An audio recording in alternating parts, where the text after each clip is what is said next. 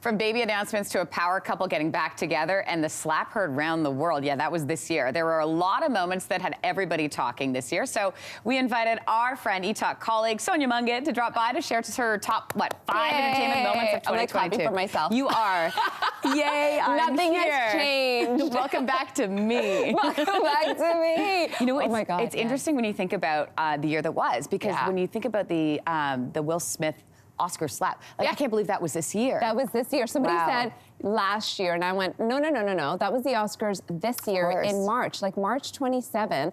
It was for King Richard that he was nominated for. Big speculation that he was going to win. I mean, this was a big ramp up for Will Smith. It was going to be his biggest moment. But he stole that moment from himself. Like you said, the slap that was heard across the world. You know, a lot of people were waiting for Chris Rock to even make a comment about this, which took him forever. But then he finally did open up saying, you know what, I am not a victim. He, obviously it hurt, as it would, but next day he shook it off and he went straight to work. So weird. Will Smith is still feeling the effects of this today. Till this day.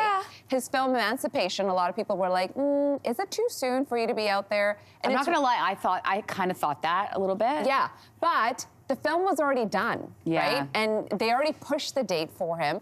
And the sad thing is, he said it himself, that it's sad that that incident, unfortunately, will take away from everybody else that was on that film, because it is a powerful film.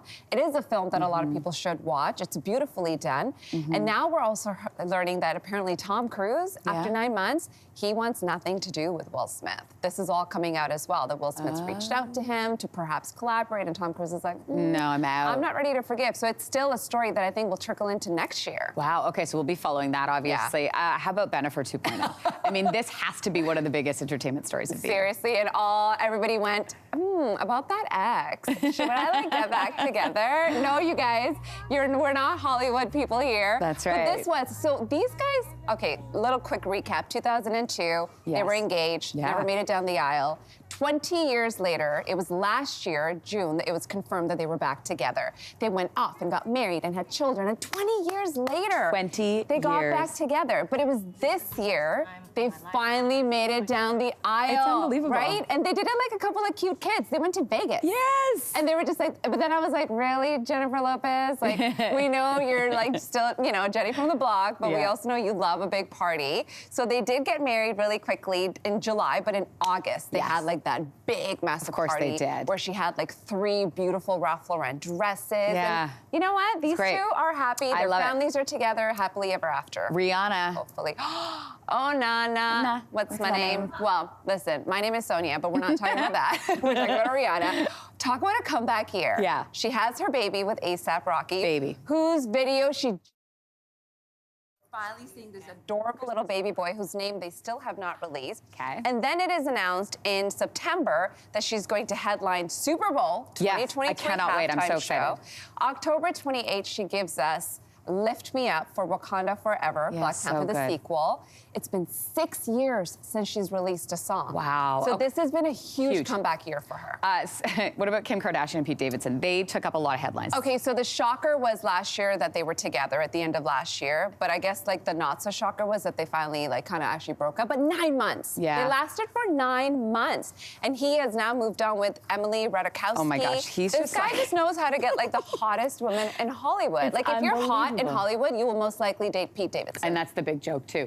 Yeah. Lastly, Celine Dion obviously making that announcement. This, not too old, right? This just kind of came out a few weeks ago. Heartbreaking, this long, lengthy, emotional post that she shared on Instagram, that she's got stiff person syndrome, which is a neurological, affects your brain, affects your muscle. So heartbreaking. Like, I actually broke down when I watched this because A, she's one of my all-time favorite singers, like all time. Yeah.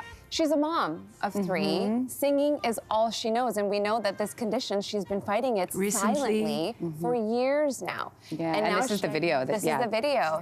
Do we have a clip of it? Are we sharing it? Yeah, we can listen to it. Called stiff person syndrome, which affects something like just the hurt in her eyes, you know? I mean, it's just so heartbreaking to see this. But we'll see what happens with her. I know she'll keep us posted, as will you, Well, Sonia we know that Mangat. she's postponed her, or canceled her spring dates, and she's postponed her summer. So we don't know when she's actually rescheduled it to, but fingers crossed exactly. that she's on a road to recovery, and we'll see more of her. We love seeing more of you. Sonia Mangat on the couch Yay. in your morning studios. Yes. And of course, you can get Sonia on Etalk weeknights at 7 p.m. Eastern and Pacific on CTV. Hey, thanks Welcome for having back to me, you guys. Great to see you. So good.